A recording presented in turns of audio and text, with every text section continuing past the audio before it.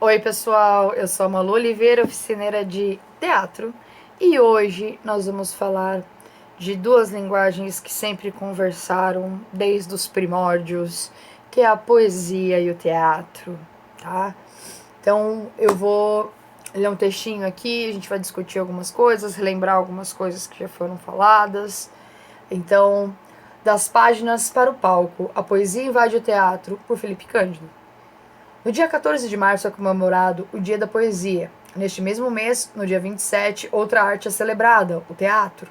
Apesar de duas artes aparentemente distintas, elas são mais próximas do que se pode imaginar. Entre caminhos, apresentações, rimas, métricas, cenas e outros elementos, a poesia e o teatro se relacionam desde os primórdios de ambas as manifestações artísticas. O teatro, como conhecemos hoje, nasceu com a finalidade didática e religiosa, para transmitir ensinamentos de moral e conduta a quem os assistia. O teatro tem uma relação muito próxima com a poesia, no nascedouro do teatro ocidental com o teatro grego.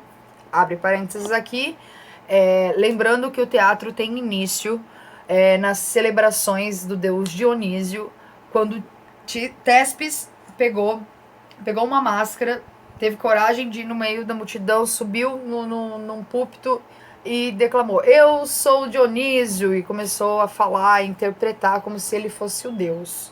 Né? E a partir daí ele começa a criar encenações e sai pelo mundo levando sua trupe de teatro e fazendo seus textos, enfim. E ele é considerado o primeiro ator, né?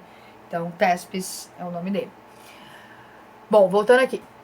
Os registros documentados que temos da dramaturgias em versos, segundo inclusive um esquema rígido de métrica na sua escrita. As grandes epopeias, como a Ilíada e a Odisseia, são formadas por histórias que eram divulgadas oralmente pelos chamados aedos, que que as declamavam em praça pública. Então, no início, a poesia era uma coisa para ser falada, cantada. Não existia essa relação exclusiva da leitura. E isso continuou ainda durante a Idade Média com os menestréis, afirma Bruno Gravnanic, ator, dramaturgo e diretor teatral. Com esse princípio interligado, teatro e poesia caminharam juntos ao longo da história e geraram grandes obras celebradas, encenadas e recitadas até hoje. Com o passar dos anos e a separação dessas duas expressões artísticas, muitos autores e diretores voltaram a uni-las em espetáculos que têm textos literários como base. Teatro e poesia pelo mundo. Grandes autores teatrais encontraram na fonte poética inspiração para a criação de seus textos teatrais.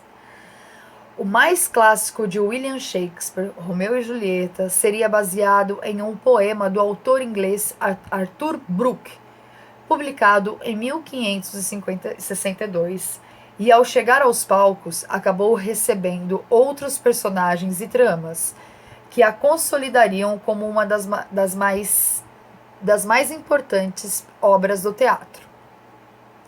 Considerado por muitos o maior poema da língua portuguesa, Os Lusíadas, de Luís de Camões, também ganhou versões teatrais em diversas épocas da história, tanto em Portugal quanto no Brasil, levando para a cena a saga dos nobres marujos portugueses. Grandes poetas da história da literatura mundial tiveram seus textos levados à cena por diretores, seus conterrâneos ou não, como é o caso de Dante Alighieri, Oscar Wilde, que também era autor de peças teatrais, e muitos outros. No Brasil, em 1965, um dos poemas mais importantes de nossa poesia tornou-se base para um espetáculo que marcou a história do teatro brasileiro. A pedido do escritor Roberto Freire, o então jovem músico Chico Buarque de Holanda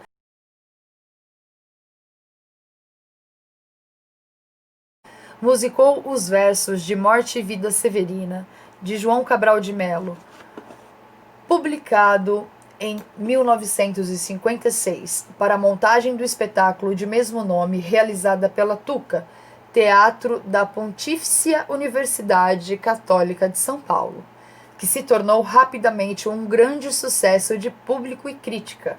A partir de então, a obra de Cabral de Melo Neto tem sido constantemente vista pelos palcos Brasil afora. Além de João Cabral e o estrondoso sucesso de Morte e Vida Severina, muitos outros poetas foram e ainda são levados à magia dos palcos, mostrando que mesmo na atualidade, teatro e poesia podem ser celebrados conjuntamente. O caminho entre as rimas e as cenas, mas como é o trabalho de transposição do texto literário para a cena? Para tentar responder a essa pergunta, nada melhor do que a palavra de quem entende do assunto. Como prender o espectador numa colagem? Como ter o conflito sem a história? O que criar trazendo à tona os poemas?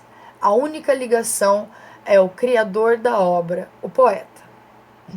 Então, buscamos o poeta não na biografia, mas no mergulho em sua obra, extraindo dela a personagem, a essência do poeta, o verdadeiro Drummond, conta Benê Silva, autor do espetáculo Drummond, que celebra Carlos Drummond de Andrade através de sua obra. No roteiro, os versos funcionam como filamentos da alma deste personagem, independente da cronologia, da criação ou da publicação. Eles são interligados. Para Benê, a escolha de Drummond foi natural e cheia de lembranças afetivas.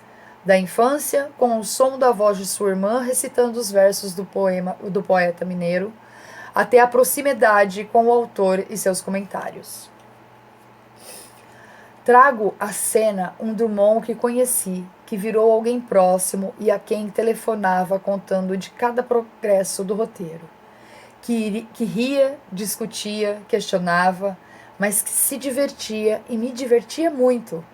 Ele tinha um pouco de Vinícius de Moraes também. É um prazer apresentar esse Drummond ao público. Outro poeta que chegará em breve aos palcos é Manuel de Barros, que será conduzido a esse novo universo pelas mãos dos atores Fabiano Benigno, Liliana Junqueira, Vinícius Meloni e Bruno Gavranik, no espetáculo Para Desaprender as Coisas. Manuel também será lembrado pela infância, mas através do olhar. A escolha de Manuel se deu pela possibilidade de trabalhar a palavra em seu nascedouro, a palavra como base e princípio da criação. É uma poesia que trabalha como esse princípio. Constantemente é evocado o olhar da criança, não como fim, uma poesia para crianças, mas como meio de escrever a poesia. Um momento na infância, quando o mundo e as coisas são descobertos e começam a surgir as primeiras tentativas de fala, de expressão, quando ocorre esse alumbramento com a fala, afirma Gravnik. Para finalizar, Bruno Gravnik resume a estreita relação entre a poesia e o teatro. A poesia é uma obra aberta por excelência. Mais do que outras, ela exige o olhar e a voz do leitor para se contemplar. É um campo de pesquisa para a construção do trabalho do ator, da cena, muito rico e muito fértil. É só aceitarmos o desafio e nos lançarmos sem boia, que o resultado será agradável aos ouvidos e aos olhos. Bom, gente, acho que deu para fazer um pouquinho da assimilação de como o teatro e a poesia caminham juntas, né? Historicamente falando, e como é importante essa relação dentro de grandes obras, assim como aqui é citado, né? Desde as internacionais, como Romeu e Julieta, e como Morte e Vida Severina, né?